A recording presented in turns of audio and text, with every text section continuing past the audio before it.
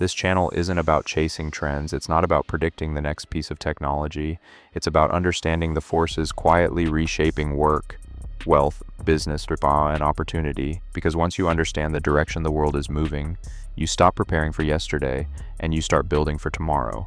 The greatest opportunities rarely look obvious in the beginning. They look uncertain, uncomfortable, even risky, until one day, they simply become the new normal.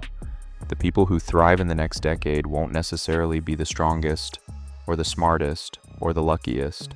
They'll be the ones willing to recognize that the rules have changed, and have the courage to change with them. Every generation believes the rules they inherit are permanent. Our grandparents believed stability created wealth. Our parents believed a good career created security. Many of us were taught the same formula: study hard, get a degree, find a stable job, work your way up, save consistently, invest for retirement. One day you'll be financially free. For decades, that advice made sense. The world moved slowly. Industries changed over generations. Companies expected employees to stay for decades. Skills remained valuable for years. The economy rewarded consistency. If you worked hard enough and stayed patient, life usually moved in the right direction. It wasn't perfect, but it was predictable. Then something happened, not overnight, not because of one invention, not because of one company. The foundation beneath the entire economy began to shift, quietly. While most people were too busy living their lives to notice, today, millions of people are still following a blueprint that was designed for a completely different world. The blueprint isn't wrong, it's just becoming outdated, because wealth is no longer being created the same way. For more than 100 years, economic success depended on labor, factories needed workers, businesses needed employees, growth required hiring more people. The larger the workforce, the larger the company became. Your income was directly connected to your time. If you wanted to earn more, you worked more. If you wanted to build wealth, you climbed the corporate ladder. The relationship between effort and income felt obvious. More effort, more reward. That model built the modern world. But every major technological revolution changes the way value is created. The steam engine multiplied physical labor, electricity transformed manufacturing, computers transformed information, the internet transformed communication. Artificial intelligence is transforming intelligence itself, and that's a very different kind of revolution. For the first time in history, one person can accomplish what once required an entire company. A creator can produce a television-quality documentary from a laptop. A developer can build software used by millions. A designer can launch products worldwide without owning a factory. A teacher can educate people in every country on Earth. A writer can publish to millions without a publishing house. A musician can reach a global audience without a record label. These aren't future possibilities, they're happening today. The cost of creating value is collapsing. The cost of reaching people is collapsing. The cost of building a business is collapsing. That doesn't mean success is easy. It means opportunity has never been more accessible. This is why so many people misunderstand artificial intelligence. They think AI is the story. It isn't. Leverage is the story. Artificial intelligence is simply the newest form of leverage. Throughout history, the people who built extraordinary wealth rarely worked the hardest. They found ways to multiply their effort. A farmer with better tools produced more food. A factory owner with better machines produced more products. An entrepreneur with better systems reached more customers. Today, technology is becoming the ultimate multiplier. 1 hour of work can produce value for thousands of people, sometimes millions. That's never been possible before. Think about the businesses dominating today's economy. Many own very few physical assets. They don't need hundreds of storefronts. They don't manufacture everything they sell. Instead, they own platforms, software, networks, communities, intellectual property, attention. The economy is slowly shifting from labor to ownership. And ownership behaves differently. A paycheck stops when you stop working.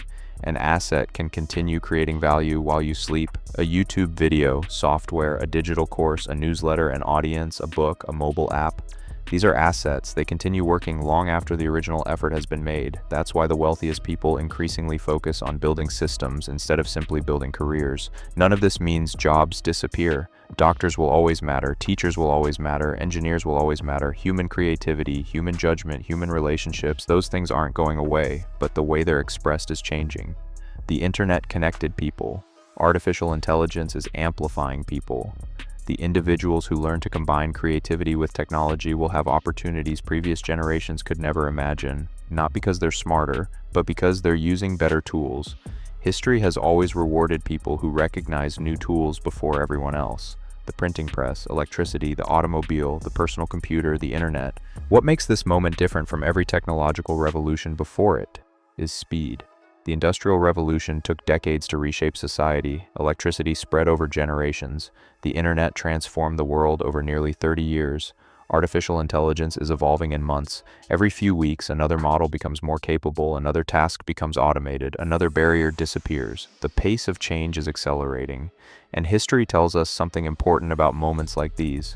Most people don't recognize a revolution while they're living through it. They recognize it afterward.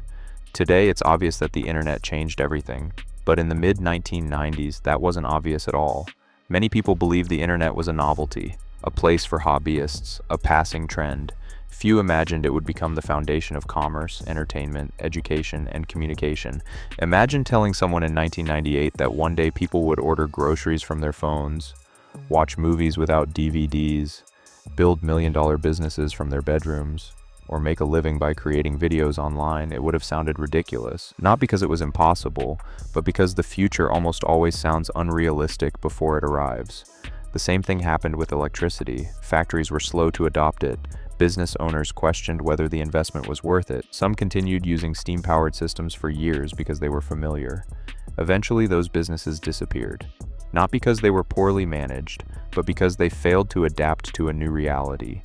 History doesn't usually punish people for being wrong, it punishes them for refusing to change. That's an important distinction. The greatest risk today isn't artificial intelligence. The greatest risk is believing tomorrow will reward the same behaviors that rewarded yesterday, because every economic revolution creates a new set of advantages. Those advantages aren't obvious in the beginning. They're hidden inside uncertainty. The people who embrace uncertainty first often build the future everyone else eventually joins. Think about companies like Netflix.